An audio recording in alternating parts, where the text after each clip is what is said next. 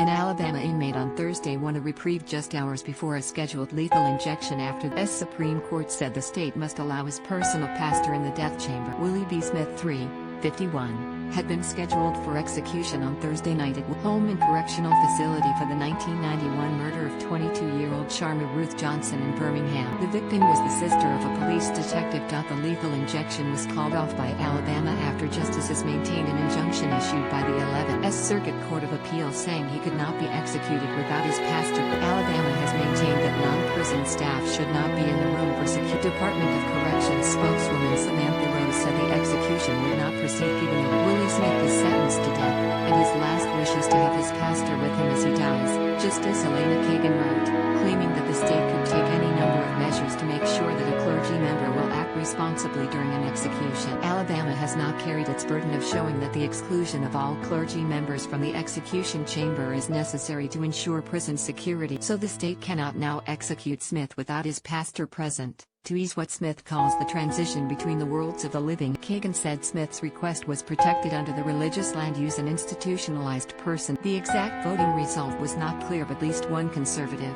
Justice Amy Coney Barrett, joined the Supreme Court's three liberal judges in the Justices Brett Kavanaugh and John Roberts wrote the dissenting opinion.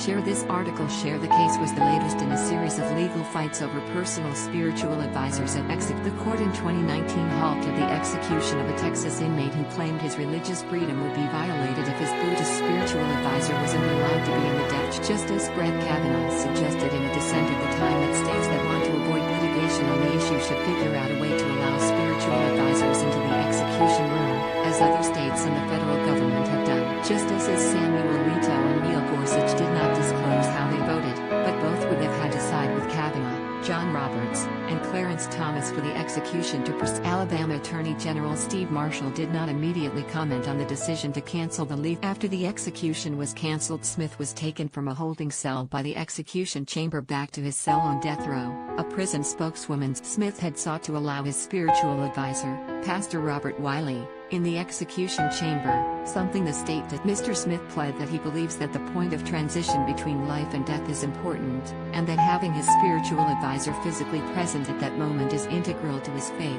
Smith's lawyers wrote in court documents. In the past, Alabama routinely put a Christian prison chaplain, who was employed by the state, in the execution chamber to pray with an inmate. The state stopped that practice after Muslim inmate Dominic Ray asked to have an imam present in the prison system, which did not have Muslim cleric on staff, said non-prison staff would not be allowed in that execution was allowed to proceed after a 5-4 ruling by the Supreme Court, citing concerns about the timeliness of the inmate's filings. Prosecutors said Smith abducted Johnson, a white woman, at gunpoint from an ATM, stole $80 from her and then took her to a cemetery where he shot her. Over 29 years ago, Smith gunned down a woman whose only crime was stopping to use the ATM, attorneys for the state wrote in court documents seeking to let the lethal injection proceed. Justices vacated another stay issued by the 11th Circuit related to Smith's intellectual capacity. His lawyers argued the state failed to give the man, who has an IQ below 75, required assistance with forms affecting the timing of his execution and that it was in violation of the Americans with Disability. According to the Montgomery Advertiser,